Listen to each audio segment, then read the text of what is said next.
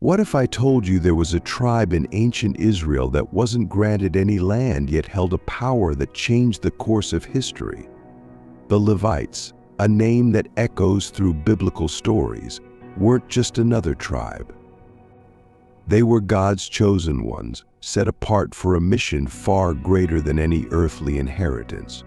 Their journey is filled with unexpected twists, violent beginnings, divine transformation, and a calling that would make them the spiritual heart of Israel.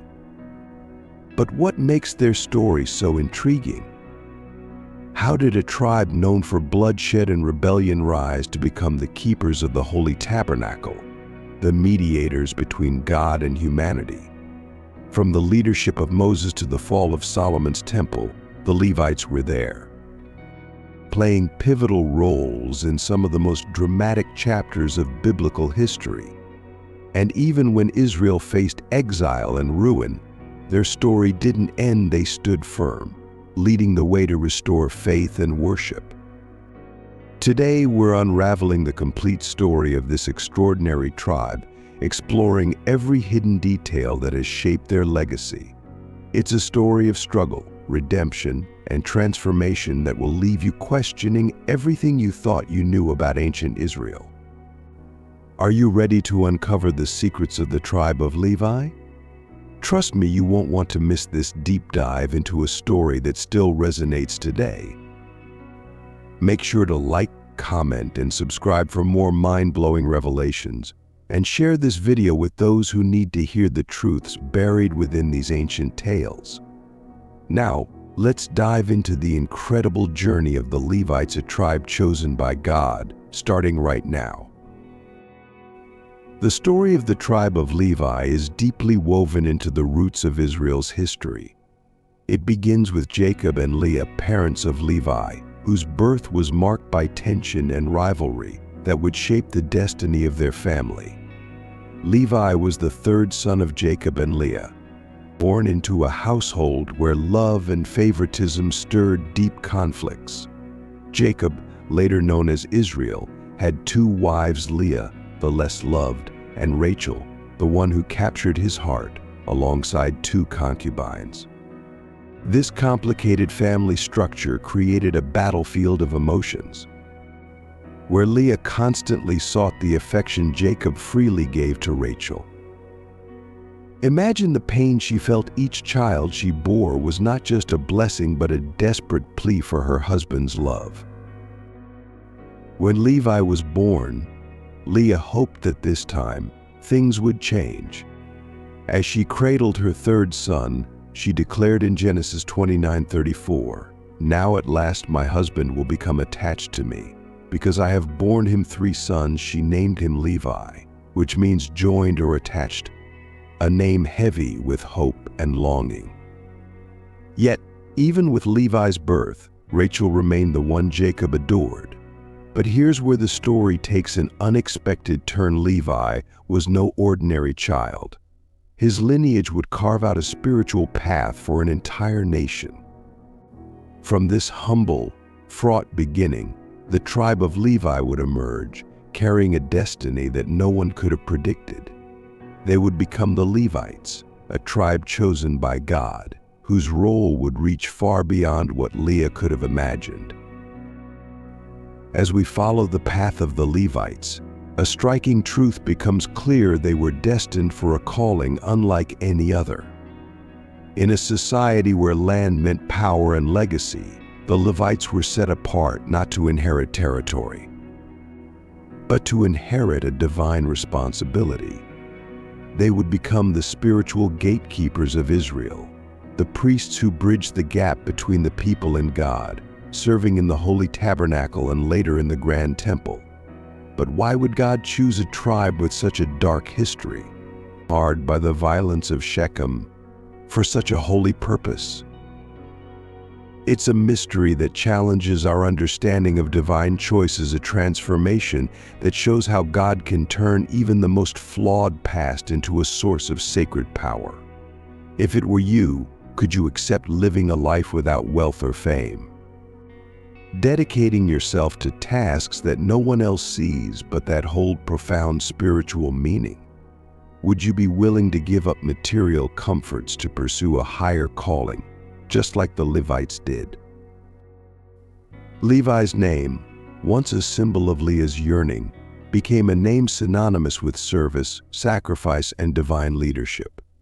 This tribe's journey from bloodshed to spiritual authority is not just a story of redemption, it's a powerful testament to the idea that no past is too broken for God's purpose. As we explore this tale, you'll see how the Levites, despite their lack of earthly inheritance, gained something far more enduring, a spiritual legacy that still speaks to us today. Let's continue to explore the journey of Levi's descendants and how this once questionable lineage became a beacon of spiritual leadership for Israel. What would make Levi's descendants so significant in the grand story of Israel? Stay with us as we unfold the story. Before Levi's tribe would rise to their sacred calling, their early history was stained by bloodshed. One of the most shocking events involving Levi and his brother Simeon occurred in the town of Shechem, where their sister Dinah faced a grievous wrong. Dinah had gone out to visit the women of the land when Shechem, the son of Hamor the Hivite, saw her, seized her, and violated her. This act of defilement ignited a firestorm of anger in her brothers, particularly in Levi and Simeon. Genesis 34:1-2 recounts the tragic event. Now Dinah, the daughter Leah had borne to Jacob, went out to visit the women of the land. When Shechem, son of Hamor the Hivite, the ruler of that area, saw her, he took her and raped her. Shechem, however, sought to marry Dinah afterward, and his father Hamor approached Jacob's family to negotiate a marriage alliance. But beneath the surface, Levi and Simeon were plotting vengeance. Although Shechem expressed his desire to make amends by offering a dowry and seeking Dinah's hand in marriage, Levi and Simeon harbored a deeper sense of betrayal and disgrace. They were not satisfied with a peaceful resolution. Using Shechem's desire to marry Dinah as a ruse, they crafted a plan to exact brutal revenge. Levi and Simeon deceived Shechem and his people by agreeing to the marriage on one condition, that every male in the city would be circumcised. Shechem and his people complied, undergoing the painful ritual in the hopes of forging an alliance. However, Levi and Simeon's true intent was far from reconciliation. In Genesis 34:25-26, their plan is revealed. On the third day when they were sore, two of the sons of Jacob, Simeon and Levi, Dinah's brothers, took their swords and came against the city, while it felt secure, and killed all the males. In an act of sheer violence, Levi and Simeon slaughtered the men of Shechem while they were weakened from circumcision.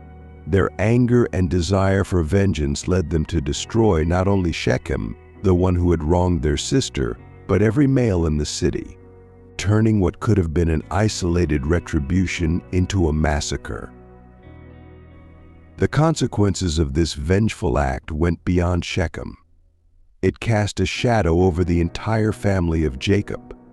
Though Levi and Simeon believed they were defending their sister's honor, their violent retribution brought condemnation from their father.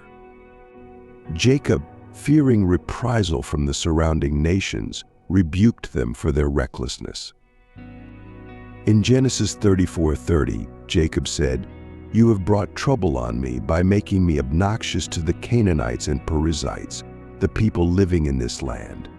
We are few in number, and if they join forces against me and attack me, I and my household will be destroyed." This moment of bloodshed haunted the future of both Simeon and Levi. Years later, on Jacob's deathbed, as he blessed his sons, he withheld a full blessing from Simeon and Levi due to their violent actions in Shechem. In Genesis 49:5-7, Jacob pronounced a harsh judgment. "Simeon and Levi are brothers, their swords are weapons of violence. Let me not enter their council, let me not join their assembly." For they have killed men in their anger and hamstrung oxen as they pleased. Cursed be their anger so fierce and their fury so cruel. I will scatter them in Jacob and disperse them in Israel. Jacob's curse carried a prophetic weight, foreshadowing the scattering of their descendants throughout the land of Israel. Yet, despite this dark beginning, Levi's future would take an unexpected and redemptive turn. Levi's early story is indeed marked by bloodshed and anger, but it also set the stage for a profound transformation. Despite the curse pronounced on him, Levi's descendants would become one of the most revered tribes in Israel. How did this happen? How could a tribe known for violence and vengeance be chosen by God to serve as priests and intercessors for his people? True to Jacob's prophecy, Levi's descendants were indeed scattered. However, unlike Simeon's tribe, which dwindled in influence, the Levites would go on to inherit something far more significant than land, a spiritual calling. Despite the violent beginnings of the tribe of Levi, God had an extraordinary plan for Levi's descendants. From this very tribe would arise two of Israel's greatest leaders, Moses and Aaron. Moses, chosen by God to deliver the Israelites from slavery in Egypt, and Aaron, his older brother, who would become the first high priest of Israel. This moment in history, the Exodus, marked the beginning of a transformation not just for Israel, but for the tribe of Levi. Levi's lineage, once marked by violence, would now take on the role of spiritual leadership and intercession for God's people. Moses, a Levite by birth, was raised in Pharaoh's palace, but was forced to flee Egypt after killing an Egyptian. While living in Midian, he encountered God in the burning bush, where he received the divine call to lead the Israelites out of bondage. Despite his initial reluctance, Moses, with the help of Aaron, returned to Egypt to confront Pharaoh and demand the release of the Israelites. Aaron, also from the tribe of Levi, played a pivotal role in this process. Acting as Moses' spokesperson, Aaron performed many of the signs and wonders that convinced Pharaoh to let the Israelites go. Through Moses and Aaron, the power of God was made manifest in Egypt, culminating in the 10 plagues and the miraculous parting of the Red Sea, where God delivered Israel from Pharaoh's army. But the story of the tribe of Levi truly begins to change during the pivotal events at Mount Sinai. After leading the Israelites into the wilderness, Moses ascended the mountain to meet with God and receive the 10 Commandments, while Aaron remained with the people below. During Moses' absence, the Israelites grew restless and impatient. This led to one of the most notorious acts of rebellion in Israel's early history, the Golden Calf Incident. In Moses' absence, the Israelites, forgetting the God who had just delivered them from Egypt, pressured Aaron into creating a golden calf for them to worship. The people proclaimed, "These are your gods, O Israel, who brought you up out of Egypt." Exodus 32:4. This act of idolatry enraged God, and he threatened to destroy the entire nation. Moses, however, interceded for the people, pleading for God's mercy. When Moses descended from the mountain and saw the people worshiping the golden calf, his anger burned. He shattered the stone tablets inscribed with the 10 Commandments and called for a reckoning. The people had fallen into gross idolatry, a direct violation of the covenant they had just entered into with God. But in this moment of crisis, it was the sons of Levi who stood firm. Exodus 32:26 records this decisive moment. Then Moses stood in the gate of the camp and said, "Who is on the Lord's side? Come to me." It was the Levites who responded to his call, and all the sons of Levi gathered around him. This action would forever set the tribe of Levi apart from the rest of Israel.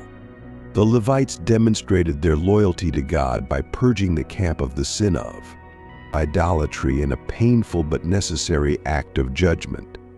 They executed those who refused to repent of their worship of the golden calf. Exodus 32:28 tells us that about 3,000 people fell that day. This was a turning point, not just for the tribe of Levi, but for the entire nation of Israel. The Levites had proven their commitment to God in the face of national rebellion. As a result, they were set apart for special service to the Lord, a priesthood that would not only minister to the people, but also serve as mediators between God and Israel. Following this act of devotion, God established the tribe of Levi as his own tribe, a tribe without inheritance of land like the others, but with a spiritual inheritance. Aaron, Moses' brother, was appointed as the first high priest, and Aaron's sons would form the priestly line, responsible for offering sacrifices and maintaining the sacred rituals in the tabernacle. Numbers 18:20 records God's promise to the Levites: "You will have no inheritance in their land, nor will you have any share among them. I am your share in your inheritance among the Israelites." This was a profound shift for the tribe of Levi. While the other tribes of Israel would receive portions of the promised land, the Levites were given the highest honor to be in the direct service of God. From this moment on, the Levites would be entrusted with the care of the tabernacle, the mobile sanctuary that housed the Ark of the Covenant and served as the dwelling place of God's presence among his people. The Levites became responsible for setting up, maintaining, and transporting the tabernacle as the Israelites journeyed through the wilderness. Their role wasn't just about logistics, it was deeply spiritual. They were to safeguard the sacred space, offer sacrifices, and ensure the purity of the nation's worship. In the Temple of Jerusalem, as the sun began to set, the Levites would begin their preparations for the evening rituals. The oil lamps were lit, casting a warm glow throughout the sacred space. Some among them would quietly whisper prayers as they carefully polished the holy instruments. They understood that each task they performed, no matter how small, was to preserve the divine presence among their people. To them, service was not just a duty, it was an act of deep reverence and devotion to God.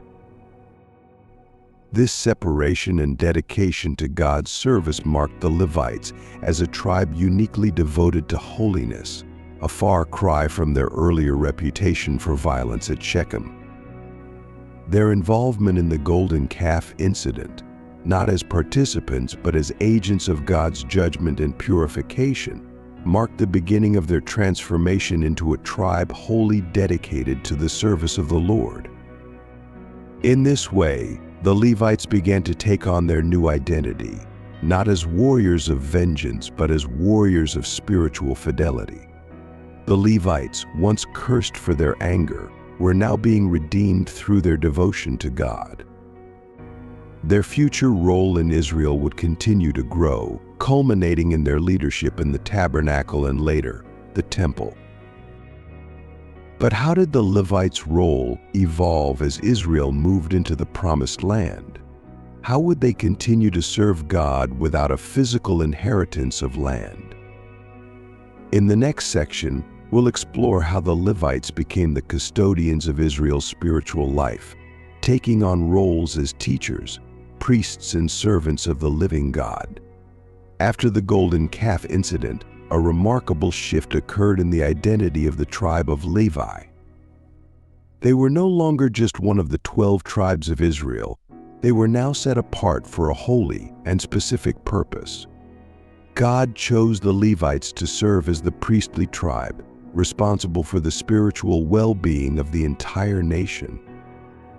They would become the custodians of the sacred tabernacle, the mobile sanctuary where God's presence would dwell among his people. The tabernacle, also called the tent of meeting, was no ordinary structure. It was the heart of Israel's worship, the very place where God would meet with Moses and the high priest.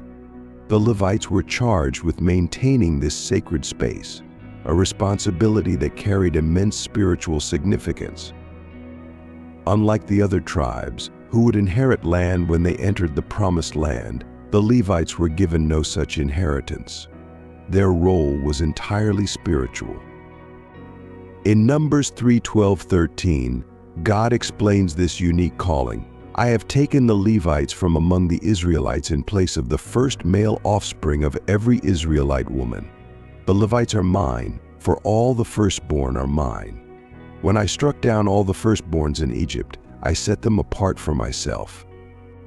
This declaration by God set the Levites apart, signifying their role as substitutes for the firstborn sons of Israel, who had been spared during the final plague in Egypt. God claimed the Levites as his own, and in return they would serve him and the people of Israel. At the head of the Levitical tribes stood Aaron, the brother of Moses, who was consecrated as the high priest. Aaron and his sons were anointed and set apart to serve in the most sacred of roles, offering sacrifices on behalf of the people, atoning for their sins and leading them in worship.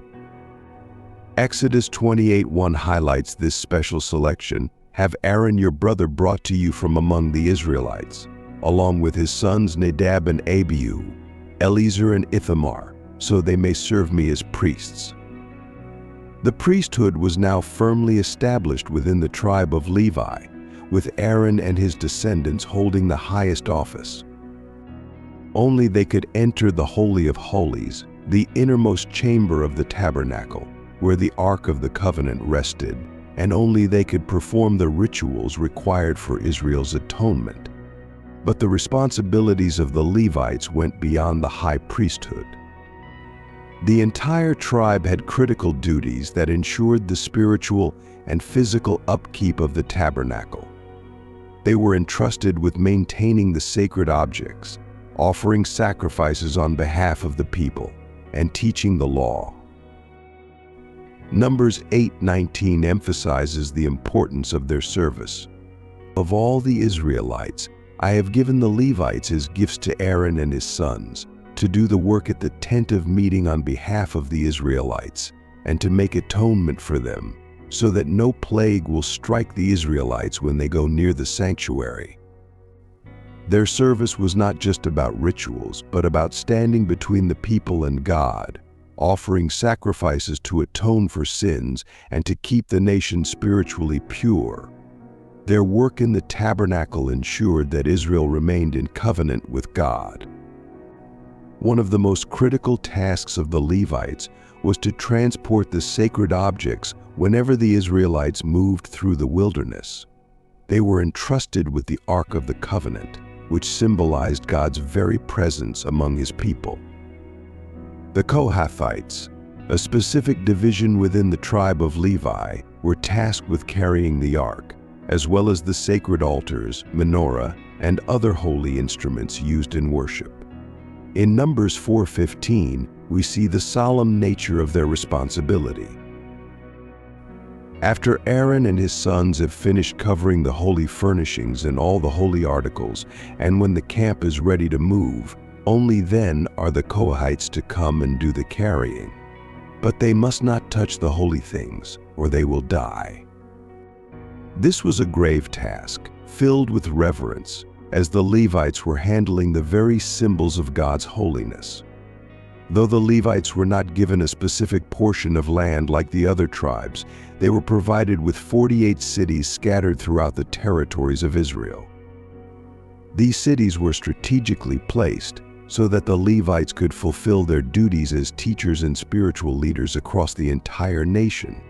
6 of these cities were designated as cities of refuge, where those who had committed manslaughter could seek asylum. In Numbers 35:6-7, God lays out the plan for these cities. 6 of the towns you give the Levites will be cities of refuge to which a person who has killed someone may flee. In addition, give them 42 other towns. This scattered presence throughout Israel ensured that the Levites would remain close to the people, available to guide them in the ways of God and to administer justice where needed. Since the Levites had no land inheritance, God provided for them through the offerings and tithes given by the rest of Israel. In Numbers 18:21, God makes this clear: "I give to the Levites all the tithes in Israel as their inheritance in return for the work they do, while serving at the tent of meeting. This was their provision, a form of spiritual inheritance." The Levites were sustained through the offerings made to God: grain, oil, wine, and the best parts of the animals brought for sacrifice. In this way, their physical needs were met, while they devoted themselves to the spiritual needs of the nation. Their inheritance wasn't measured in land, but in their relationship with God and their role as His chosen servants. The Levites were not merely caretakers of rituals, they were at the spiritual center of Israel's life. They were the link between God and His people, ensuring that the covenant was upheld, the law was taught, and that the nation remained faithful. Their role as the priestly tribes solidified their identity, not through possession of land, but through a higher calling of service, sacrifice, and holiness. This unique identity set the Levites apart and prepared them for even greater responsibilities in the future as Israel transitioned from the wilderness to the Promised Land. But what would happen when Israel settled in the Promised Land? How would the Levites continue their sacred role in the newly established kingdom? Join us in the next section as we explore the Levites' role in the construction and service of Solomon's temple, the center of Israel's worship for generations to come. The Levites' role, which had been central in the Tabernacle during Israel's wilderness years, evolved significantly during the reign of King David and the establishment of the Temple of Solomon. With the Tabernacle being a temporary and mobile structure, the construction of the temple represented a monumental shift in Israel's worship practices. This permanent house of God would become the center of Israel's religious life, and the Levites would remain at the heart of it all. Even before the temple was built, King David understood the importance of the Levites and sought to organize them in preparation for the coming era of temple worship. David, a man after God's own heart, longed to build a house for the Lord, though it was his son Solomon who would ultimately complete this vision. Still, David set the stage by appointing the Levites to various roles that would support the worship of God within the soon-to-be constructed temple. David was especially concerned with the musical aspect of worship. He recognized that praise, music, and joyful song were powerful expressions of Israel's devotion to God. As recorded in 1 Chronicles 15:16, David told the leaders of the Levites to appoint their brothers as singers to sing joyful songs accompanied by musical instruments, lyres, harps, and cymbals. David established a vast Levitical choir and orchestra to lead the people in worship. Under his leadership, the Levites became not only priests and servants of the temple, but also musicians, instrumental in creating a culture of joyful praise. When Solomon, David's son, completed the construction of the temple, it marked a new chapter in Israel's history. The Temple of Solomon was a breathtaking structure built with the finest materials, a symbol of Israel's covenant with God. For the Levites, this was the pinnacle of their service. Their roles expanded significantly, and they became the custodians of daily worship and sacrifice, central figures in the spiritual life of Israel. The Levites' duties in the temple were manifold. They were responsible for the daily sacrifices, maintaining the sacred furnishings, and ensuring the purity of the temple. But more than that, they were the facilitators of Israel's ongoing worship of Yahweh. The Levites oversaw the morning and evening sacrifices, the burning of incense, and the offering of prayers. Each day, sacrifices were made to atone for the sins of the people, and to maintain the nation's covenant with God. The Levites played an essential role in ensuring that these rituals were performed exactly as God commanded. They acted as mediators, presenting offerings to God on behalf of the people, symbolizing Israel's dependence on His mercy. In 2 Chronicles 29:11, the importance of their role is emphasized. "My sons, do not be negligent now, for the Lord has chosen you to stand before Him and serve Him, and to minister before Him and to burn incense." Beyond the daily sacrifices, the Levites were charged with keeping the temple in order. They maintained the sacred objects, the menorah, the altar of incense, the table of showbread, and made sure that everything was prepared for the festivals and holy days that Israel observed throughout the year. One of the most striking aspects of the Levites' service was their role in leading Israel's festivals. The Feast of Tabernacles, the Passover, and the Day of Atonement were times when the whole nation came together in worship. The Levites were at the center of these celebrations, leading the people in praise, song, and sacrifice. During the Feast of Tabernacles, for example, the Levites led the nation in joyous worship, playing instruments and singing songs of praise as the people offered sacrifices of thanksgiving. In these moments, the Levites' ministry wasn't just functional, it was profoundly spiritual, leading the entire nation in the joy of worship. In 2 Chronicles 7:6, we see how central the Levites were during these sacred times. The priests took their positions, as did the Levites with the Lord's musical instruments, which King David had made for praising the Lord, and which were used when he gave thanks, saying, "His love endures forever." Opposite the Levites, the priests blew their trumpets, and all the Israelites were standing. In addition to their service in the temple, the Levites continued their role as teachers of the law. They instructed the people in God's commandments, ensuring that Israel remained faithful to the covenant. Their teaching was not confined to ritual duties. They were also responsible for interpreting the law, providing guidance on how to live a life that was pleasing to God. The Levites' teaching role was crucial, as it helped Israel maintain its spiritual identity and pass down the knowledge of God's word from generation to generation. In 2 Chronicles 35:3, we see their teaching role highlighted. He said to the Levites, who instructed all Israel and who had been consecrated to the Lord, "Put the sacred ark in the temple that Solomon son of David king of Israel built. It is not to be carried about on your shoulders. Now serve the Lord your God and His people Israel through their instruction." The Levites shaped the moral and spiritual fabric of the nation, ensuring that God's laws were not forgotten. The Temple of Solomon became the heart of Israel's spiritual life, and the Levites were its beating pulse. Day and night, year after year, they fulfilled their duties, offering sacrifices, leading worship, and teaching the law. They ensured that the worship of Yahweh remained central to the life of Israel, reminding the people of their covenant with God.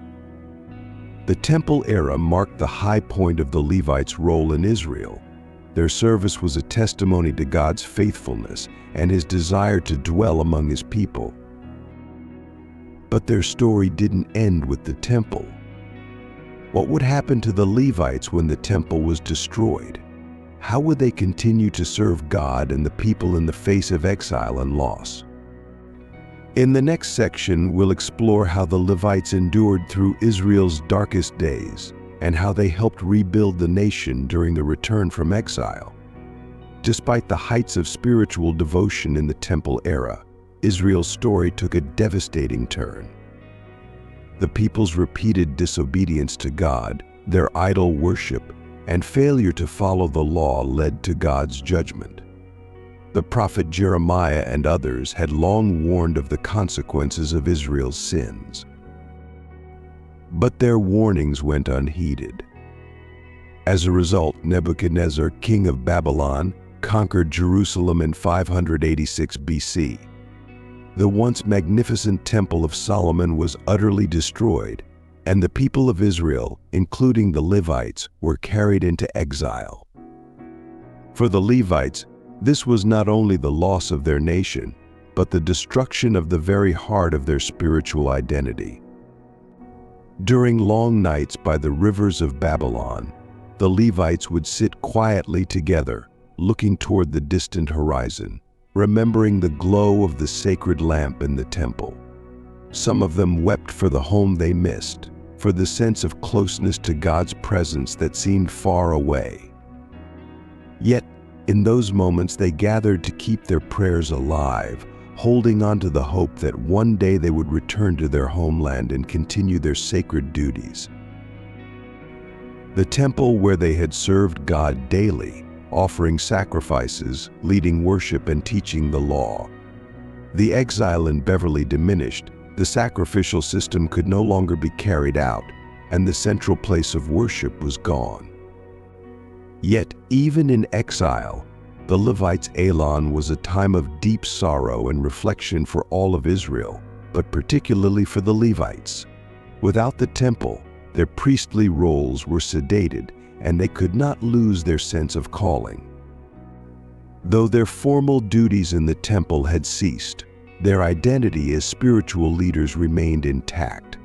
The Babylonian exile became a time of reflection and renewal for the Levites, as they sought to preserve Israel's faith and identity amidst foreign captivity. Even without the Ark of the Covenant and the sacred objects of the temple, the Levites maintained their role as teachers and leaders of the exiled community. They continued to teach the law of Moses, keeping alive the flame of Israel's spiritual heritage. After 70 years of exile, the Persian king Cyrus the Great conquered Babylon and issued a decree allowing the Israelites to return to Jerusalem and rebuild the temple. This was a moment of immense joy and hope for the exiled Israelites. For the Levites, it was a chance to return to their sacred duties, to once again serve in the house of the Lord. The books of Ezra and Nehemiah recount this remarkable period of restoration. Under the leadership of Ezra, a priest and teacher of the law, and Nehemiah, the governor of Jerusalem, the exiles began the arduous task of rebuilding the temple and re-establishing the religious life of Israel. The Levites were essential to this effort. As recorded in Ezra 7:7, some of the Israelites, including priests, Levites, musicians, gatekeepers, and temple servants, also came up to Jerusalem in the 7th year of King Artaxerxes. The Levites returned with a renewed sense of purpose, knowing that their role was crucial in restoring Israel's worship and spiritual order. Upon their return, the Levites not only helped physically rebuild the temple, but they also restored the rituals and ceremonies that had been central to Israel's relationship with God. The second temple was smaller and less glorious than Solomon's temple, but it represented a profound renewal of the covenant between God and his people. The Levites resumed their duties, overseeing the sacrifices, offering incense, and leading worship once again. In Nehemiah 12:44-45, we see the Levites returning to their full role. At that time, men were appointed to be in charge of the storerooms for the contributions, first fruits and tithes. From the fields around the towns, they were to bring into the storerooms the portions required by the law for the priests and the Levites, for Judah was pleased with the ministering priests and Levites. They performed the service of their God and the service of purification, as did also the musicians and gatekeepers according to the commands of David and his son Solomon. Their responsibilities extended beyond the rituals of sacrifice. They were also charged with maintaining the storerooms and overseeing the distribution of tithes and offerings, ensuring that the priests and Levites could continue their work without distraction. The Levites' return from exile marked a powerful new chapter in their history. Their roles as priests, musicians, teachers, and judges were restored, and they became once again the backbone of Israel's spiritual life. Even after the destruction of the First Temple and the trauma of exile, the Levites proved that their service to God was not tied to a specific place or building, but was rooted in their enduring relationship with Him. Their faithfulness in exile and their leadership in the restoration of the Second Temple showed that the Levites were truly God's chosen tribe, devoted to upholding His law and leading His people in worship. Hearing the story of the Levites, we see how their journey proves that no past is too dark for redemption under God's guidance. Is there something in your own life that you need to change, a chance to start anew, to live according to the higher purpose you were meant for? The story of the Levites doesn't end with the Old Testament. Even as Israel transitioned from the era of kings and prophets to the age of Roman rule, the Levites continued to play a central role in the temple and the spiritual life of Israel. But as the New Testament unfolds, a greater spiritual transformation is on the horizon, one that would forever change the relationship between God and His people. At the heart of this transformation was Jesus Christ, the Messiah. And though Jesus' message often challenged the religious leaders of His day, including the Levites, His coming was prepared by none other than John the Baptist, a descendant of Levi. The Gospel of Luke opens with the story of Zechariah, a Levite and a priest, serving in the Temple of Jerusalem. Zechariah was part of the priestly division of Abijah, one of the 24 divisions of priests that rotated to serve in the temple throughout the year. As he carried out his priestly duties, offering incense before the Lord, Zechariah had a divine encounter. The angel Gabriel appeared to him, announcing that he and his wife Elizabeth, who was also a descendant of Aaron, would have a son, John the Baptist. Luke 1:5 tells us that John's father, Zechariah, was a Levite serving as a priest. In the time of Herod, king of Judea, there was a priest named Zechariah, who belonged to the priestly division of Abijah. His wife Elizabeth was also a descendant of Aaron.